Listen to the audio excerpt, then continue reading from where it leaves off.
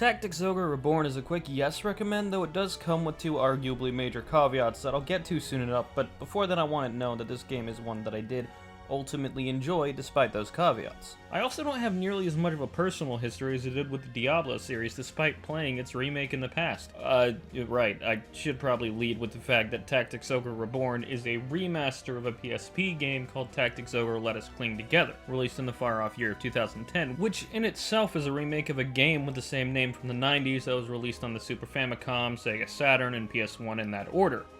Being a remaster of a remake puts it in the thrice-released company of such titles as Modern Warfare, The Last of Us Part 1, and some titles in the Final Fantasy series. Also, technically Persona 3 in like a month? Kind of. I mean, Persona 3 had itself, and then P3 Fez, which included bonus content and the answer, and then P3 Portable, which was missing the answer and animations, but added a separate storyline dictated by the gender of the protagonist, and P3P is getting an HD remaster soon available on various consoles, but that's just me being easily distracted for you. Tactics Ogre Reborn is an SRPG released by Square Enix with $50 set at its base price $60 for its premium edition. By the by, that's one of the caveats. That price tag is only really important because of the other caveat, which is that it doesn't add nearly as much as one might hope for a remaster. There are some gameplay changes here and there, including the wholesale removal of the rogue class, but nothing incredibly substantial. It is effectively a means of playing the story found within Let Us Cling Together on modern consoles. To be fair,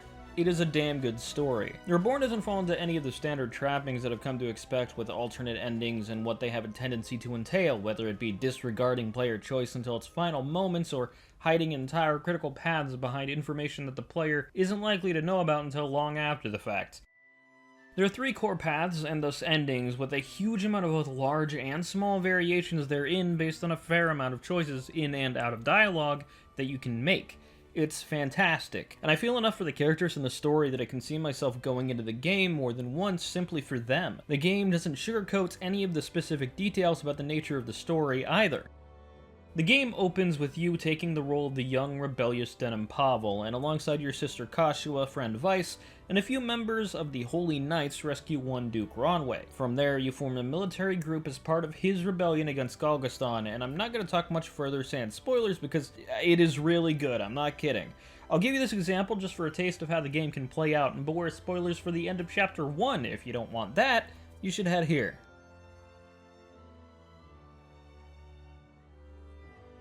The end of the first chapter sees you, your sister, and Vice, alongside two other members of the Wallister Resistance, Leonar and Dame Ravnus, attempting to incite the Wallister within Balma Musa, a working camp sanctioned by the Galgaston, into rebelling and joining the Duke against their at least until this point masters. It doesn't work. The people in Balma Musa have seen enough of war, having lost loved ones in the past, all ultimately for the unjust reward of working for those their deceased loved ones once fought against. Duke Ronway, as it turns out, saw this coming. How does he deal with that?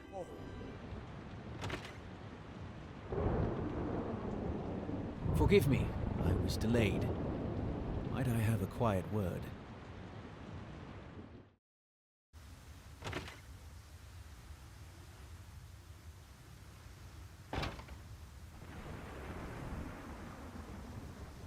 I overheard your conversation. These people do not convince easily. No matter. We feared it would come to this. Listen to me. There's something you must do. You must kill them. All of them. Spare no one. What? The Duke foreknew this outcome. These are his orders. But why this? If you know even one reason, I would hear it. Because his grace demands it.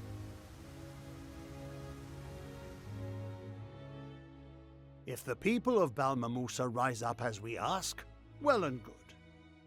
But the words of these children will not be enough to move them to take up arms. When they refuse, you are to kill them under guise of Galgastani agents. Leave no survivors. You can't be serious. You order us to kill our own. Come, Leonar. You've a good head on your shoulders. Consider our situation. If we are to defeat Gulgastan, the Wallister must unite as never before. If it appears the Gulgastani destroyed Balmamusa, our people in the remaining camps will rally to our banner. But, Your Grace... Nor will opposition in the Gulgastani ranks remain unmoved by such outrage. Balbatos will be beset by foes without and within.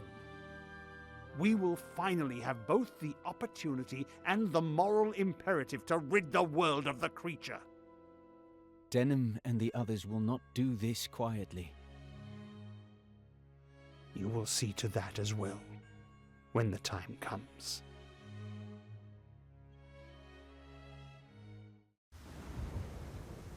You are with me then. It is the only way. The future of our people depends on it. The cost, however, is killing innocent people, all for a perceived greater good of a united Wallister. Don't get me wrong, it's not an easy choice to make, but you still have to choose. This choice follows you throughout the entire game, dictating more than just the immediate aftermath and the beginnings of the following chapter.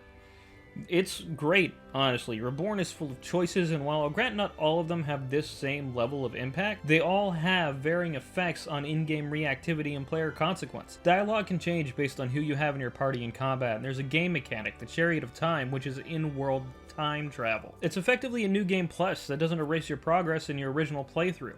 It keeps track of all of these stories and storylines separately, and it would all fall apart if the characters themselves didn't, have understandable motivations and drives to do anything, but they do, and you as the player have immense agency in the story since it's propelled directly by choices that you make. And if you're ever lost, there's the Warren Report, which acts as an in-game catalog of, among other things, story events and characters. You might want to look at it often, by the way. There are some events and occurrences directly tied to reading about them first in the Warren Report.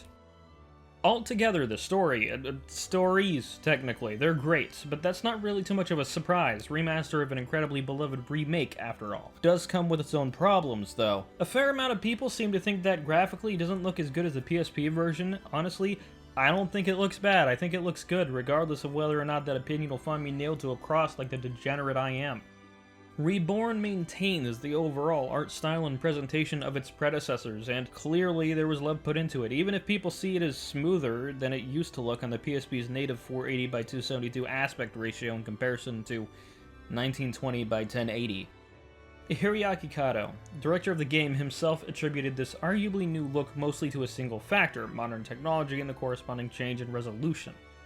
Don't get me wrong, I do feel that pixel art in general is nice when done well. Symphony of the Night is timeless for partially this reason. I just don't feel that it's necessary for the game. It's not the main reason that I vastly enjoyed the title. Visual fidelity is unimportant to me relative to aesthetics, art direction is. As I mentioned before, the style of the game is consistent across the board, so whether or not pixel art is used to its fullest extent isn't that important. Thankfully, it's not as if the visuals of the game are as horrible as some people seem to think it is. The same cannot be said of the user interface. Not the UI in combat, I should specify. Apart from some relatively minor gripes there that honestly I don't feel like are worth pointing out, that's how minor they are, that's fine, no. The menus.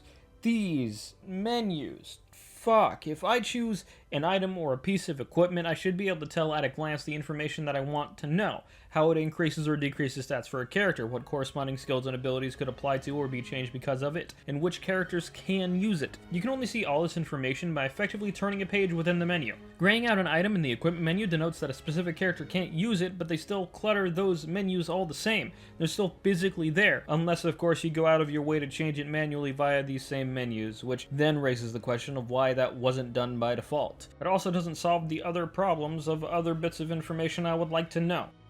For comparison's sake, let's talk about Felseal Arbiter's Mark. The menus in that game can certainly feel cluttered at times, but that tends to be an outlier since it's mostly categorized fairly well. All the information that's available to you is generally the only information you would want or need, and it's normally all there at a single glance. Talking specifically about equipment, there's elemental benefits, special traits, passive abilities, attribute changes, all there. You can't even see equipment that a character can't use in their equipment menu, which is a choice that actively cuts down on potential clutter and is there by default. There's multiple pages you can go through certainly, but not for like a single item. That's for switching between item categories normally.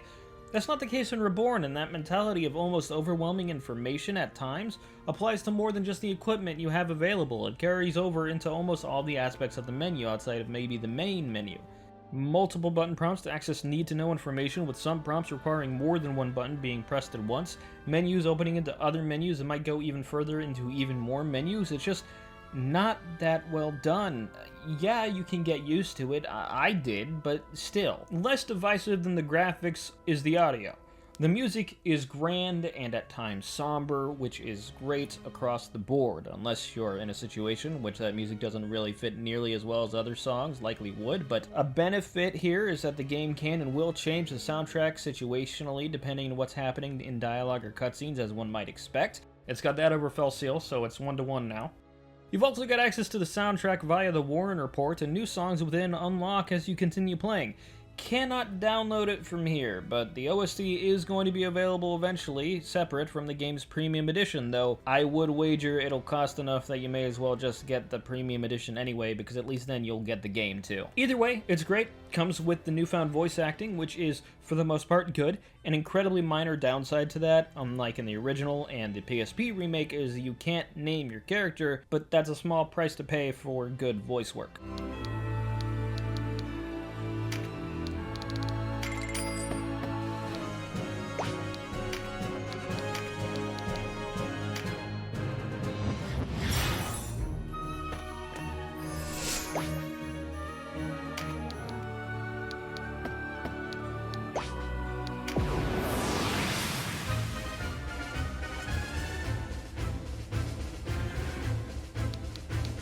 Leonard has told me of the battle.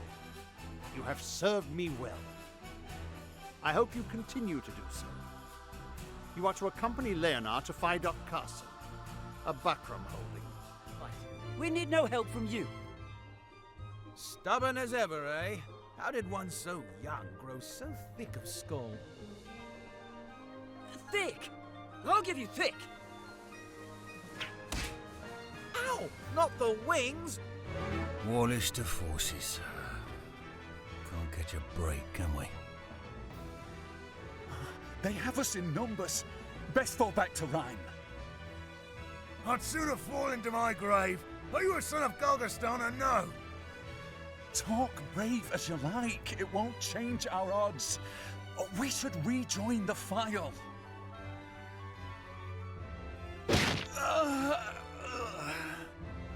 Amorica falls, and you think the sky falls with it. There's no place here for cowards. Bring 'em on, I say, for Galgaston! The gameplay is, of course, the bread and butter of Reborn. It's an SRPG in the same vein as Final Fantasy Tactics and the aforementioned Fell Seal, where you and your opponent take turns whacking each other on a battlefield. One of the most immediately noticeable problems as it relates to this is time.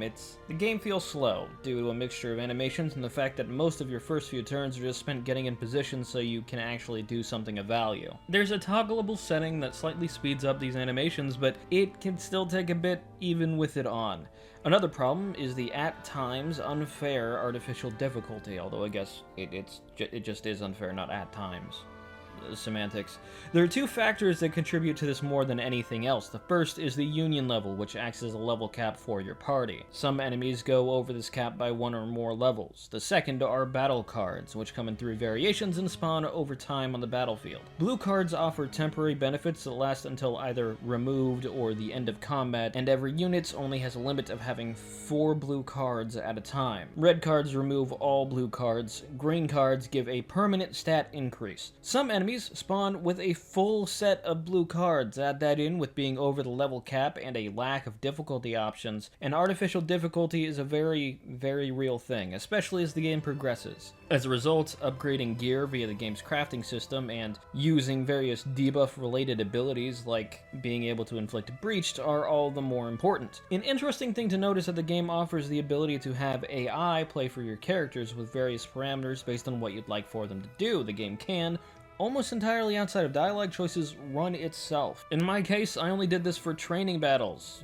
combat encounters that are meant for experience farming, since permadeath, does exist, but not within those training battles. The class system has seen some changes. Again, the rogue is gone, but there's still around 50-ish classes, some of which are specific to certain character types or characters. Not every character can use every class is what I mean, which might not surprise you, when having access to certain interesting classes has in turn interesting requirements. For instance, there's a class that is entirely unique to Denim and can only be used after meeting certain requirements within the story. Each class has unique benefits and downsides, which is, again, probably not surprising. Here's where things get tricky. You've still got your standard equipment and equipment limitations based on your class. Arcana and skills are likewise limited, but also further limited by only allowing you to have 4 of each equipped at a time. The same number limitation applies to items, and all of them must be equipped before combat. You also have auto skills, which activate when certain parameters are met or via random chance. Some of these are kind of annoying to have limited to only being auto activations. The infuse lineup of spells is a good example. I really wish I could use that spell on an ally character by treating them as the target of that spell in combat, but you don't have access to most auto skills in combat at all. They just activate again in their own time, and often only apply towards the one with said skill attached. While there are blue cards that can increase the rate an auto skill activates, it's still kinda, meh. Generally speaking, you want one skill that's based on your equipment, your requisite proficiency skill with your weapon of choice for that specific character, and then 3 other skills based on what you want that character to be good at doing. Your proficiency skill increases damage with its specified weapon and unlocks your finishing moves, which you can only use while you have that proficiency skill equipped, hence why it's something you generally want to have at all times, especially in later levels where the difficulty ramps up. It's important to remember that some skills don't waste your ability to attack, so it's wise to use them before you swing your sword, or whatever your character's doing. Let's say that you have made some idiotic choices in combat, and your favorite archer has bit the dust. You have 2 options. The first is spend however many turns it takes to revive them before their 3-turn I'll die soon timer ends. And by however many, I mean somewhere between 1 and 3. The second is the Chariot of Time. Yeah, the same time travel mechanic found within the story is also available in combat. You can turn back time to reach a specific turn to change the events in gameplay. The amount of turns you can go back to is dictated mainly by how far you are in the story, and importantly does not dictate RNG. If you do the same thing, you won't somehow magically take less damage this time. You have to actually change your actions in order to change the outcome. It's just a really cool feature. I like it. Some somewhat minor gripes include the game's control schemes. I would dissuade against using keyboard and mouse. To be fair, it is a remaster of a handheld game from the PSP, which is in itself a remake of a console game from the PS1, neither of which natively didn't exactly have a keyboard or a mouse, but it is still worth bringing up. The other gripes I have already mentioned. The combat can be slow at times, even with the speed up toggled on, and I wish some skills and abilities weren't tied solely towards auto activations. The core gameplay loop of the combat comes with the tags of both occasional difficulty spikes, which since the game comes without any difficulty options like I mentioned before, you have no choice but to deal with, and somewhat streamlined character management. Some cool mechanics, most specifically the time travel and the battle cards offer up the chance to change poor outcomes and tilt the scales in your favor through a mixture of luck and good positioning. You've still got the turn-taking I hit, you hit mechanics you've come to expect, but everything around that isn't so strikingly changing as to either cause it to be incredibly fantastic or utterly horrific. It functions really well, but nothing groundbreaking. It can also run a bit overlong if you pursue through the endgame's quote, secret dungeons, some of which are massive. The game's storylines are fantastic, offering many variations upon a potential of 3 separate base endings. There are many choices that you make that have effects lasting far longer than you might anticipate initially. Tactics Ogre Reborn is a game that I ultimately recommend, but its base cost is $50, and it doesn't add nearly as much as one might hope, to the point where if you already own the PSP version, it's hard to justify buying the remaster. Apart from some mechanical changes, it's largely the same game, but on modern consoles. You should keep those things in mind if you're looking to nab it. If the first worries you, but you're still interested, maybe wait for a sale. If the second applies, the only real draw is the fact it's on modern consoles now, so you might want to wait for a sale as well if you are still interested, or simply not getting it if you already have the PSP counterpart and don't think that it's worth that price tag.